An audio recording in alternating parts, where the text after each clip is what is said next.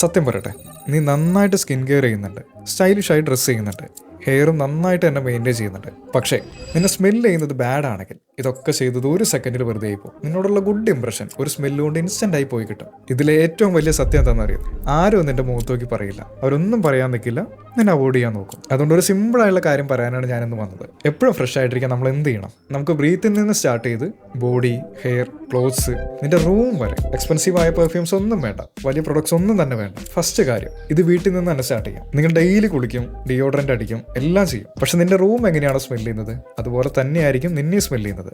Bedsheet പഴയത് wash ചെയ്യാത്തതാണെങ്കിൽ, pillow കേസിൽ ഫുഡിന്റെ സ്മെല്ല് ഉണ്ടെങ്കിൽ അതൊക്കെ നിന്റെ ബോഡിയിലും ആ സ്മെല്ല് ഉണ്ടാവും. സോ സിമ്പിൾ ആണ്. ബെഡ്ഷീറ്റ് വീക്കിൽ 2 പ്രാവശ്യമെങ്കിലും വാഷ് ചെയ്യാൻ നോക്കണം. പില്ലോ കേസ് ക്ലീൻ ആക്കി വെക്കണം. റൂമിൽ മാക്സിമം ഫുഡ് കൊണ്ടുവന്ന് കഴിക്കാതിരിക്കാൻ നോക്കുക. ആ സ്മെല്ല് നമ്മുടെ ബെഡ്ഷീറ്റിൽ, പില്ലോയിൽ, കർട്ടനിലൊക്കെ ആവാൻ ചാൻസ് കൂടുതലാണ്. സോ റൂൾസ് സിമ്പിളാണ്. നിന്റെ വീടും നിന്റെ റൂമും ക്ലീൻ ആയിട്ടിരിക്കാൻ നോക്കണം.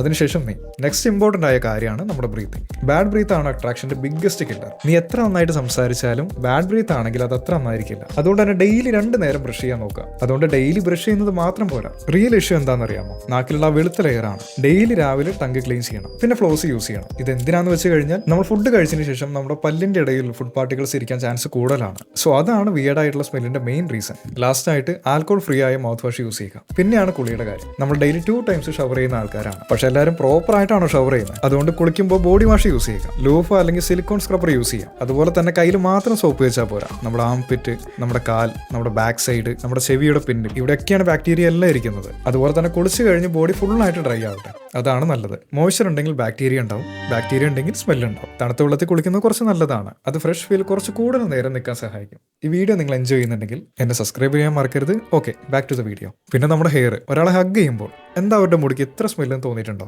ഹെയർ ആണ് സ്മെല്ല് ഏറ്റവും കൂടുതൽ നേരം പിടിച്ചു വയ്ക്കുന്നത്. അതുകൊണ്ട് ഡെയിലി ഷാമ്പു വേണ്ട. തിൻ ഹെയർ ആണെങ്കിൽ 2-3 ഡേയ്സ് വൺസ് മതി. സൾഫേറ്റ് ഫ്രീ ആയ ഷാമ്പു യൂസ് ചെയ്യാൻ ശ്രദ്ധിക്കാം. ഓഫ് ഡേയ്സിൽ ലൈറ്റ് കണ്ടീഷണർ യൂസ് ചെയ്യാം. വേണമെങ്കിൽ 2-3 തുള്ളി വെളിച്ചെണ്ണ നമുക്ക് കയ്യിൽ തേച്ചിട്ട് മുടിയിലൊന്ന് ഓടിച്ചാൽ മതി. നാച്ചുറൽ സ്മെല്ലും കിട്ടും, ക്ലീൻ ആയിട്ടുള്ളൊരു ഫീലും കിട്ടും. പിന്നെ ലാസ്റ്റ് പാർട്ട്, ഡിയോഡ്രന്റും പെർഫ്യൂമും. ഡിയോഡ്രന്റ് നമ്മുടെ സ്മെല്ല് കൺട്രോൾ ചെയ്യാൻ സഹായിക്കും. അതുകൊണ്ട് കുളി കഴിഞ്ഞ് നമ്മുടെ ഡ്രൈ സ്കിന്നിൽ അപ്ലൈ ചെയ്യാം. പെർഫ്യൂമിലേക്ക് വരുമ്പോൾ കൂടുതൽ യൂസ് ചെയ്യുന്നതല്ല മെയിൻ. അടുത്ത് വരുമ്പോൾ ആൾക്കാർ നോട്ടീസ് ചെയ്യണം. കഴുത്തിൽ, ചെവിയുടെ പിന്നിൽ, കയ്യിൽ ഒരു സിഗ്നേച്ചർ സെന്റ് മതി. ചീപ്പായുള്ള പെർഫ്യൂം ഒന്നും വേണ്ട, ഒരു നല്ല പെർഫ്യൂം മതി. ലാസ്റ്റായി നീ നല്ല സ്മെല്ല് ചെയ്യുമ്പോൾ നീ തന്നെ അറിയാതെ കോൺഫിഡൻസ് വരും. നമ്മുടെ ഫീൽ തന്നെ മാറിപ്പോ. Smell is invisible confidence. അതുപോലെ തന്നെ ഇത് ആരെയും അട്രാക്ട് ചെയ്യാൻ വേണ്ടി മാത്രമല്ല, നിനക്ക് നിന്നെ തന്നെ റെസ്പെക്ട് ചെയ്യാൻ വേണ്ടിയാണ്. അതുകൊണ്ട് ഈ പറഞ്ഞ ഹാബിറ്റ്സ് എല്ലാം ഒരു റൊട്ടീൻ ആക്കണം.